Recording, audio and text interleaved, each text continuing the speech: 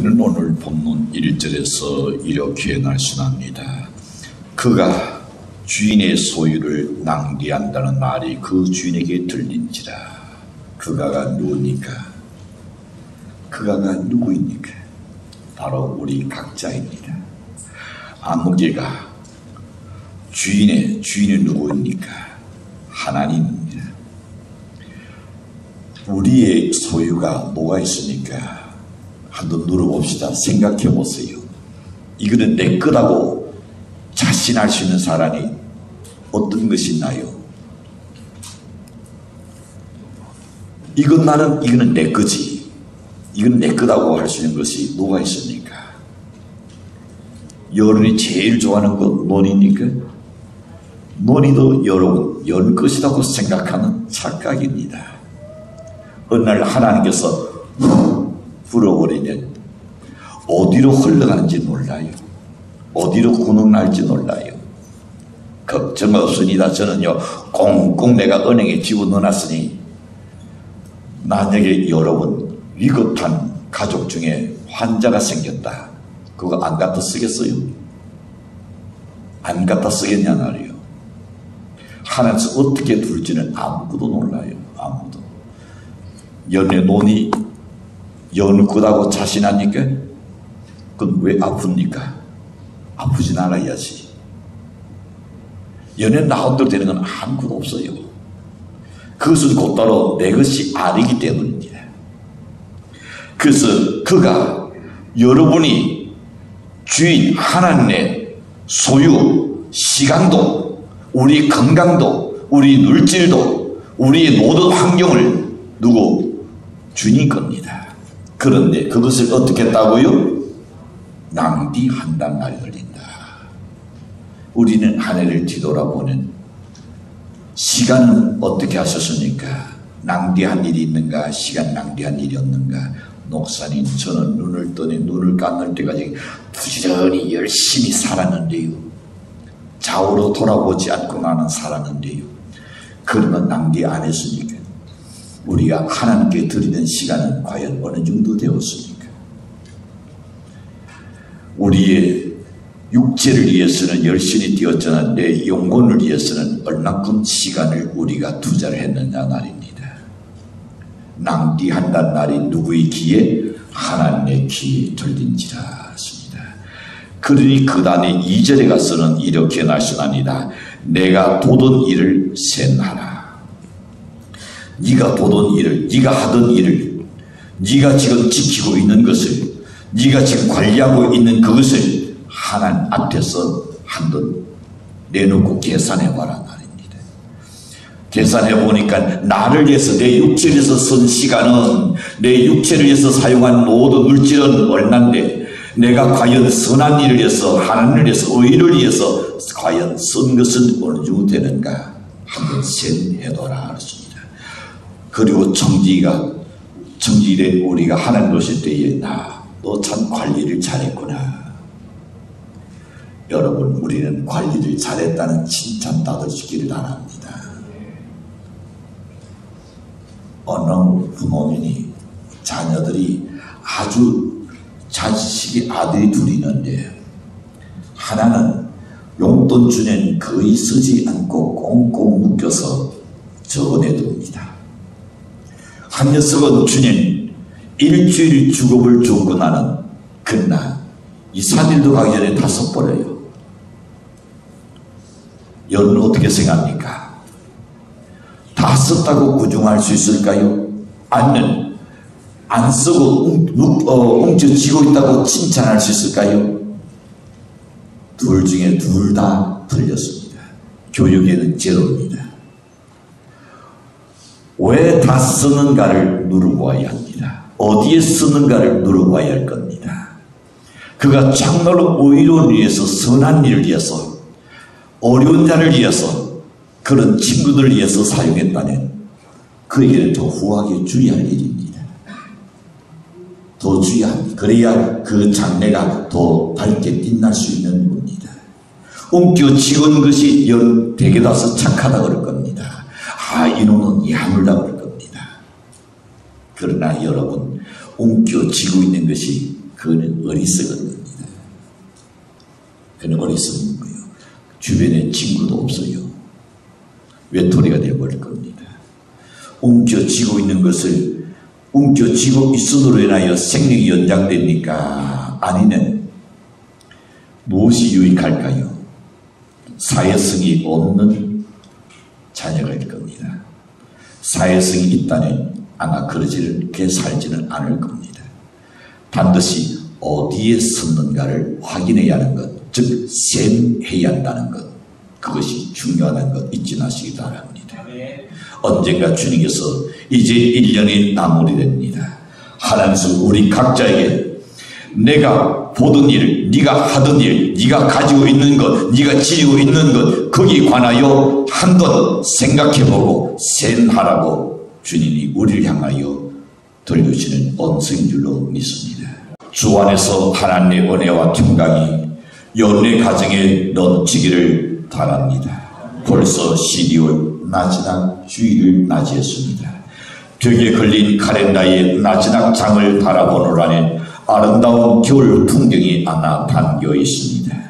높은 산에 하얀 눈으로 뒤덮인 아름다운 설경은 별천지에 온 것 같은 그런 착각을 가져다 줄 수 있을 겁니다. 그러나 실제로 우리가 생각하는 12월 그렇게 아름답지는 않은 것 같습니다. 가난한 가정에는 겨우살이가 준비만 해도 힘겨운 겨울을 맞이했습니다.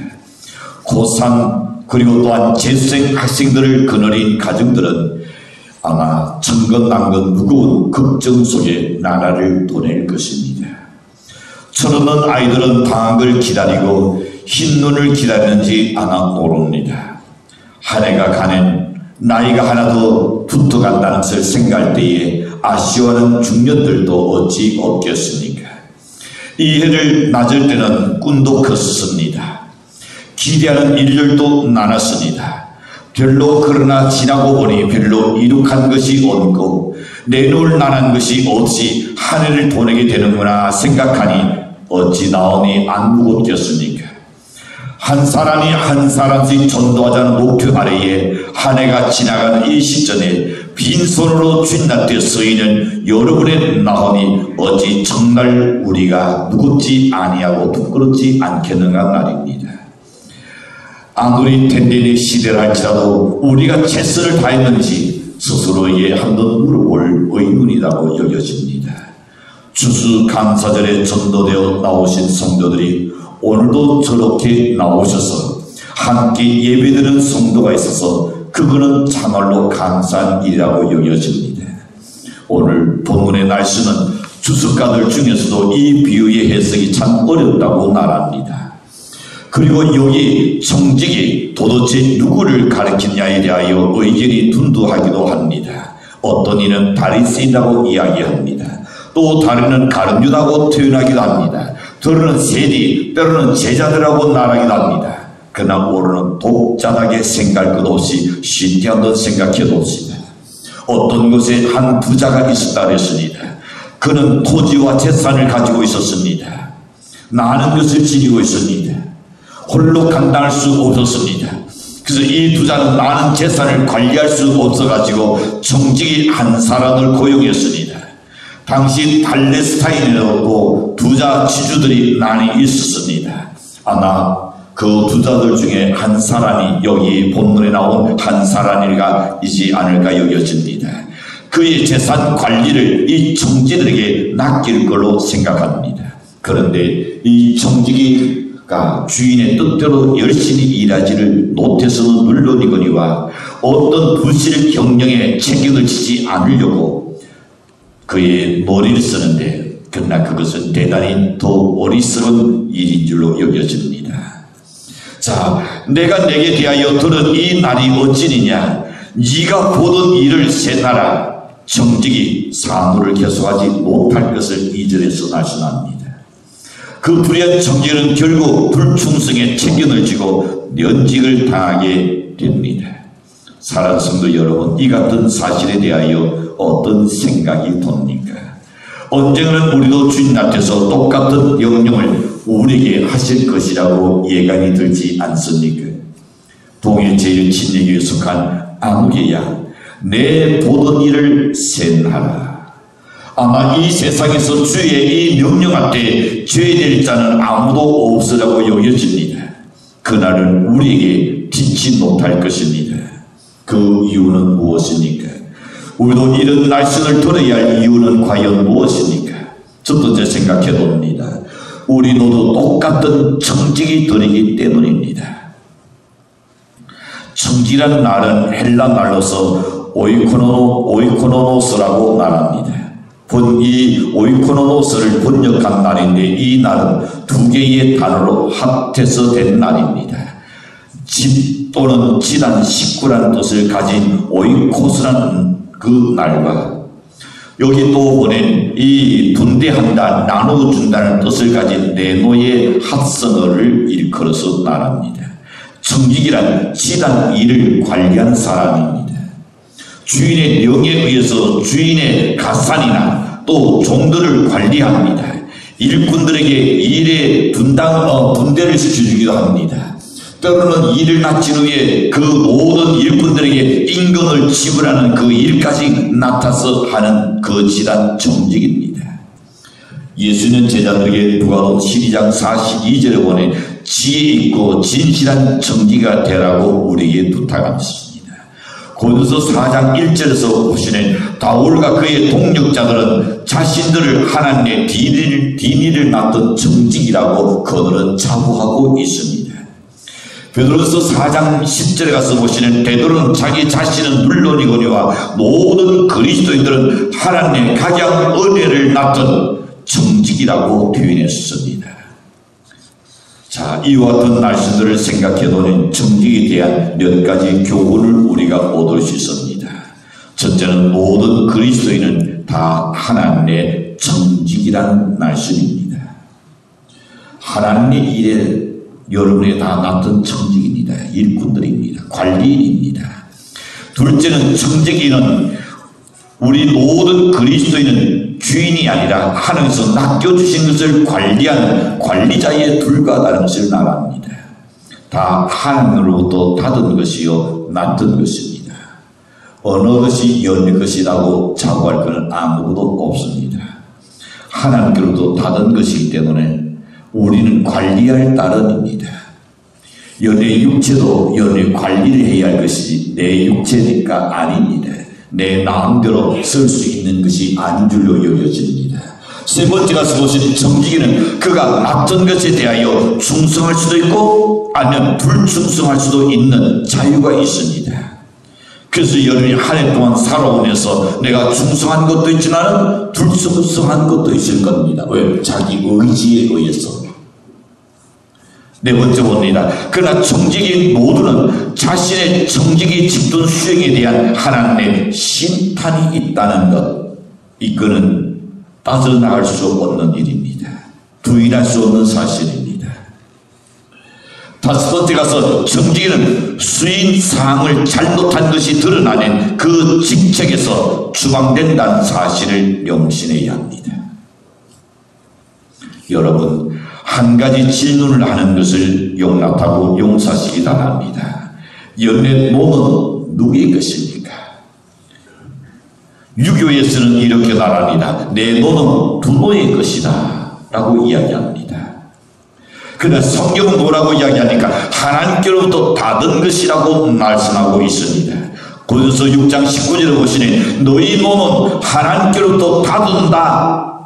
너희 몸은 하나님께로부터 받은 것이다 했습니다. 있으니까 하나님께로부터 받은 겁니다. 연의 머리도 눈도 코도 입도 손도 발 등 사지 백체는 다 하나님으로부터 받은 겁니다. 그럼 우린 뭡니까? 하나님께로 받은 것을 잘 관리해야 할 의무요 책임이 있다는 겁니다. 그런즉 내 몸은 내가 하나님께 받은 것이기 때문에 내 소유가 아닐 뿐 아니라 내 마음대로 내 육체를 굴려서는 안 된단 말입니다. 소중하게 관리해야 합니다. 이 소중한 몸에 알코올을 들어 부어서는 안 됩니다. 니코틴을 사이드로 갖다가 거기에 갖다 부어서도 안 됩니다. 헬라 사람들은 육체는 전시하고 영혼은 귀하게 여겼습니다. 그들은 육체는 무덤이라고 생각했었습니다. 육체는 무가치한 것으로 그들은 여겼기 때문에 아무렇게 해도 좋다고 그들은 생각했었습니다. 이런 세상에서 두 가지 태도가 나타납니다. 그런 사상을 가지고 있으니 두 가지 태도가 나타나는데, 하나는 육체의 본능이나 욕망은 억제해야 한다는 근육주의가 나타날 수 있습니다. 또 다른 하나는 육체는 어떻게 돼도 상관없다면서 육체의 욕망을 마음껏 누려도 좋다는 향락주의로 따질 수 있습니다. 극과 극을 달리는 현상이 일어날 겁니다. 그러나 절대로 그렇지 않습니다. 우리는 하나님께 받은 우리의 눈을 깨끗하게 건강하게 관리해야 할 책임이 있는 줄로 믿습니다. 그래서 에베소에서도 말씀하셨습니다. 우리의 육체를 내가 너희를 위하여 목숨을 준 것 같이 너희는 관리하라 그랬습니다. 오늘날 많은 사람들이 관리 잘못함으로 인하여 병든 사람들이 얼마나 많습니까? 관리를 잘못함으로 인하여 육체가 자기의 수완대로 살지 못하는 사람들이 얼마나 많은가 말입니다. 그러나 주님께서는 내가 너를 위하여 목숨을 준 것 같이 내 육체를 천시 여기를 하지 않았습니다. 귀하게 여기라. 관리를 잘해야 한다. 눈에 유익한 것은 넣고 해로운 것은 대타하고 아무리 내가 습관할지라도 버릴 건 버려야 할 줄로 믿습니다. 이주일이 죽었을 때에 광고를 보셨나요? 그의 얼굴 전체가 새카맣게 하면서 태가 삭하면서 콜록콜록 하면서 죽으면서 노래 이야기했습니다. 우리의 주는 뉘앙스가 뭡니까? 담배를 태우듯 나같이 죽는다. 그 말입니다. 근데 사람들이 담배갑에 저는 자세히 보지는 못했지만 광고 속에 보면 담배갑에 이상한 그림들을 그려놓았어요. 그리고 그것을 보면서도 담배를 태우고 있습니다. 태우면서 시원하다. 죽으러 가는 길이 시원하다는 거거든요. 사는 길이 아니죠. 자,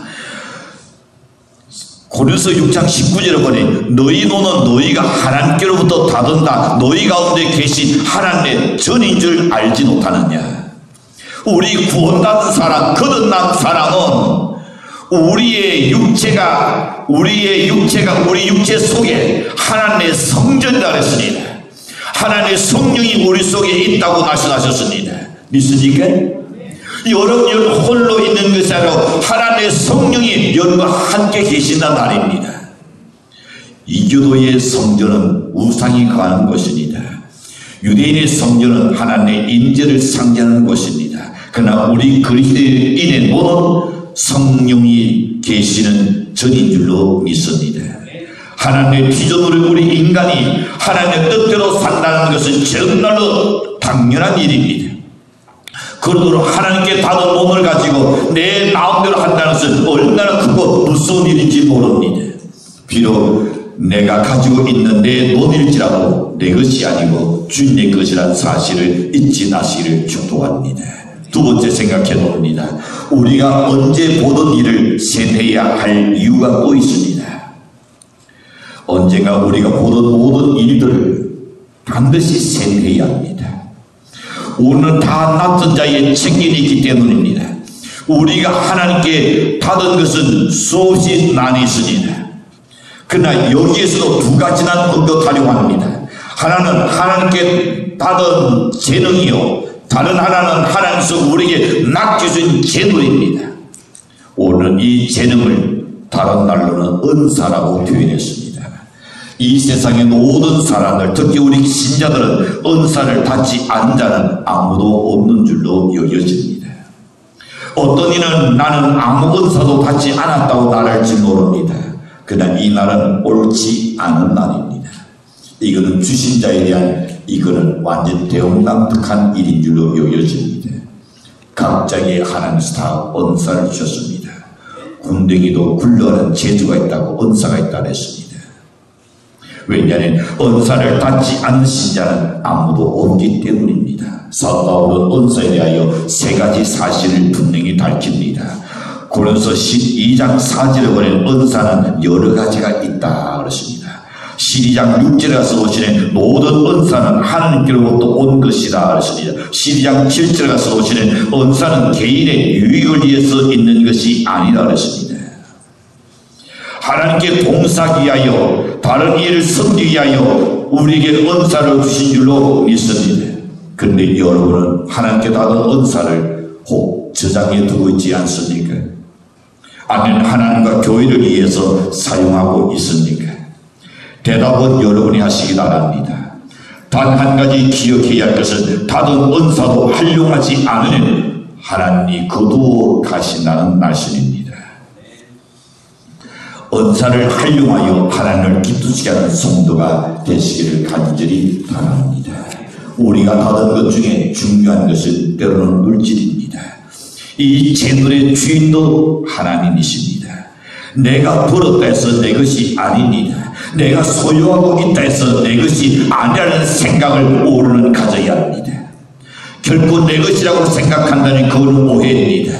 그거는 오판입니다. 그건 착각입니다. 내 이름으로 등기가 되어 있어도 내 마음대로 처분할 권한이 있다고 생각한다면 그거는 잘못입니다. 내 것이 아닙니다.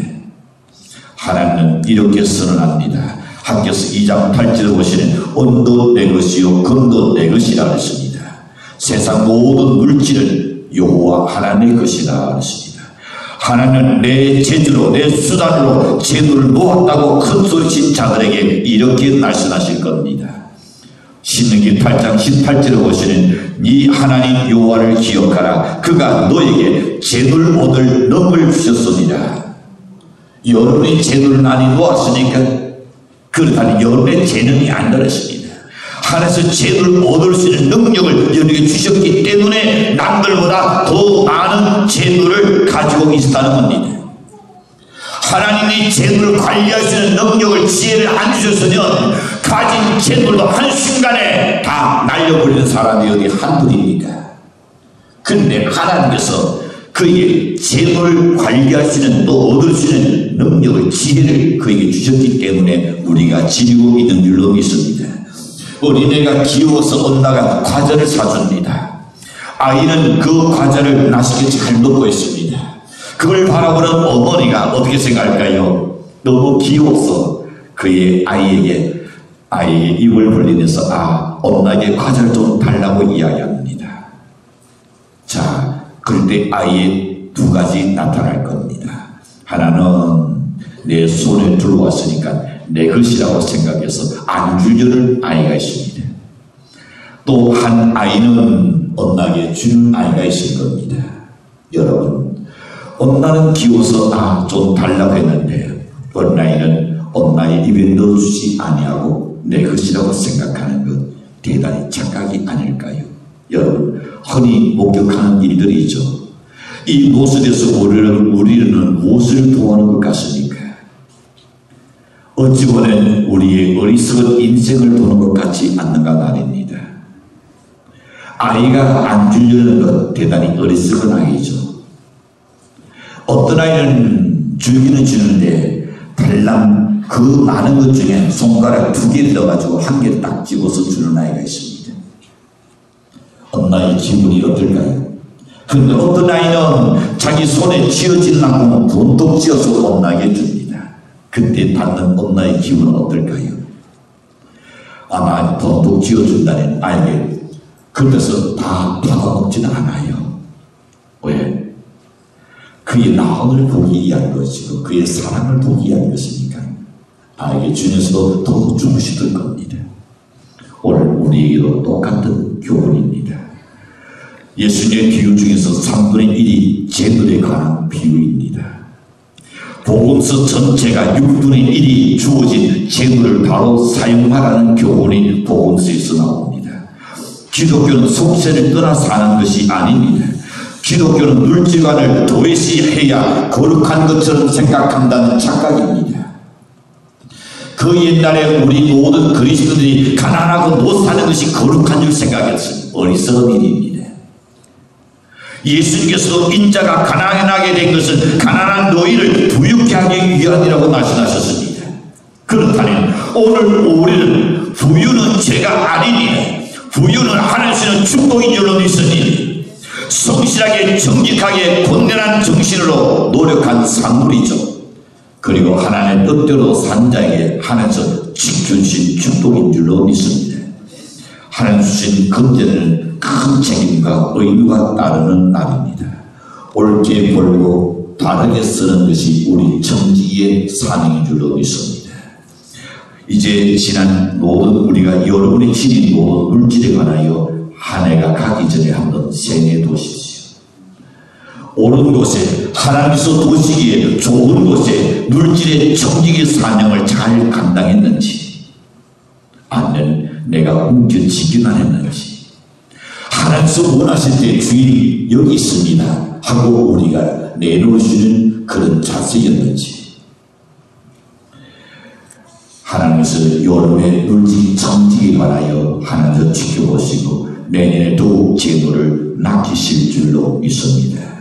성도는 오늘도 생하는 하나님 앞에 두려움과 떨리는 마음으로 과연 내가 잘 관리하고 있는지 한번 좀 생각해보는 연례시기를 바랍니다. 마지막 세 번째 봅니다. 우리가 언젠가는 보던 일을 세뇌해야 할 이유가 하나 더 있습니다. 그것은 우리가 낯선 일에 대한 보고서를 작성해야 할 때가 있기 때문입니다. 전도자는 인간에게 여러 가지 경우의 때와 기회가 있다는 것을 우리에게 일러줍니다. 전도서 3장 1절에서 8절까지 보시는 천하의 본사의 기한이 있고 모든 목적이 이룰 때가 있나니 날 때가 있고 죽을 때가 있으며 신을 때가 있고 신은 것을 뻗을 때가 있으며 죽일 때가 있고 치료시킬 때가 있으며 헐 때가 있고 세울 때가 있으며 울 때가 있고 웃을 때가 있으며 슬퍼할 때가 있고 춤출 때가 있으며 돌을 던져버릴 때가 있고 안을 때가 있고 찾을 때가 있고 잃어버릴 때가 있으며 지킬 때가 있고 버릴 때가 있으며 찢을 때가 있고 꿰낼 때가 있으며 잔잔할 때가 있고 말할 때가 있으며 사랑할 때가 있고 미워할 때가 있으며 전쟁할 때가 있고 경할 때가 있느니라. 우리는 이 일을 놔둘 때가 있고 이제 손을 놓아야 할 때가 반드시 옵니다. 우리는 살다가 이사갈 때도 있지요. 우리는 열심히 일하다가 병원에 입원해야 할 때도 있을 겁니다. 젊어서는 일하다가 정년이 되니 물러날 때가 있을 겁니다. 갑작스러운 사고로 세상을 떠난 이도 우리의 곁에서 있습니다. 이럴 때에 내가 원하든지 원치 아니하든 간에 우리는 무엇을 보고서를 작성해야 합니다. 누구한테? 하나님한테 말입니다. 사람은 나면서부터 시간의 제약을 갖고 있습니다. 결국에 가서는 시간에 의하여 그 존재를 상실하게 된다는 겁니다. 우리가 보통 경험하는 시간은 과거에서 현재 이르러 미래로 흘러가는 시간을 경험합니다. 우리가 만일 이런 시간을 낭비하였다면 우리 생애 중에 그만한 부분이 이미 흘러가 버린 겁니다. 이런 시간을 낭비하지 않고 선용하면 성공자가 되는 것이고 시간을 악용해서 낭비해버린다면 여러분은 어쩔 수 없는 실패자가 되고 나는 겁니다. 어떤 얘기는 48시간 주고 어떤 얘기는 24시간 준 것이 아닙니다. 모든 시간을 하나님께서 다 나누어줬습니다. 공정하게 분배했습니다. 이걸 어떻게 선정에 따라서 여러분 인생의 길은 전혀 달라질 겁니다. 그래서 신천기자는 신천구시전 12절을 보시는 우리가 우리 날 계산을 가르치사 지혜의 나음을 얻게 하소서 그렇습니다. 시간을 관리하시는 지혜를 하나님께로부터 와야 할 줄로 믿습니다. 바울은 에베소 5장 16절에서 보면 이렇게 말씀합니다. 지혜 얻는 자와 같이 하지 말고 지혜 있는 자와 같이 행하라고 말씀합니다. 그리고 세월을 아끼라 때가 악하니라고 권면했습니다. 사랑하는 성도 여러분, 우리는 경성하여 깨어 있어야 할 줄로 믿습니다. 왜냐하면 내 모든 일을 하나님께서 새 나라는 주의 언성이 우리 기전에 돌려오기 때문입니다. 우리는 모두 다 정직이 인을 잊지 마십시다. 우리가 다 낯선 자로서의 책임이 있기 때문입니다. 우리는 언젠가 주인이신 주님께 우리의 도구를 작성해야 할 때가 옵니다. 항상 양단의 자손임을 자랑하며 사는 시골 노인이 있었습니다. 어느 날 이웃 동네에 사는 그 사돈 영감이 초청장을 보내줬습니다. 거기는 안 갈 수 없는 일입니다. 근데 요 며칠 전에 장마철로 인하여 강물이 드러났습니다. 돌다리를 달고 지나가기는 너무 어려웠습니다. 이 노인은 강가에 와서 어떻게 건너갈까 망설이고 있는데 때마침 기가 아주 큰 젊은이가, 아주 건장한 젊은이가 강가로 오면서 강을 건너려는 걸 보았습니다. 그래서 보시오, 젊은 양반, 같이 좀 갑시다. 이 젊은이는 눈치챘습니다. 같이 좀 가자는 그 노인, 두루나기 입고 있는 그 노인, 나 좀 건너주시오, 이 말이지요. 그래서 이 젊은이가 재치있게끔 자기 등을 내밀면서 제 등에 어떠시지요? 아이고, 이거 미안해서 어떡하나. 노인은 그 등이 어땠습니다. 절반쯤 가게 되었습니다. 젊은 양반, 성씨가 어떻게 되지요? 우리 한국에 7가지 성이 있습니다. 7가지 그 성은 쌍놈이라고 말하지요. 그 성이 뭡니까? 청당지축 마골피. 그 성을 가진 사람을 옛날부터 쌍놈이라고 이야기했어요. 근데 그 7가지 성 중에 이 사람이 하나 들었어요. 그래서 이 젊은이가 예, 저는 아무개입니다 라고 이야기하니까 노인장에 사는 말이 별로 양당성은 아니구나. 그런데 지금부터 이제 날 놓겠네. 이 말을 들으니까 자기 등에 어떤 노인이 이건 기분이 찔찔했어요. 건너수기 하나 말아야 하나. 그러다가 이 젊은이가 그럼 나도 놓겠네 하면서 노인을 강바닥에 놓아버렸습니다. 여러분, 우리 성도들도 아무 유익이 없는 자기 과시형으로 산다면 하나님께서 우리에게 자기의 손길을 놓아버릴 겁니다. 세상에서 자랑할 것 아무것도 없어요. 내가 이만큼 가졌네? 그것도 자랑할 것 아니에요. 내가 건강하네? 그것도 자랑이 아니에요. 감사할 일이지. 그 어떤 것도 세상의 것 가지고 자랑할 건 아무것도 없습니다. 우리는 이 어리석은 노인 같은 쓸데없는 성 가지고 자랑하듯이 쓸데없는 이 세상 것 다 두고 갈 것 가지고 어시내고 목에 힘주고 자랑하는 어리석은 자가 되지 않기를 바랍니다. 우리는 성도는 과거는 생각하고 살아서는 안 됩니다. 그렇다면 현실에 도취되어 살아서도 안 됩니다.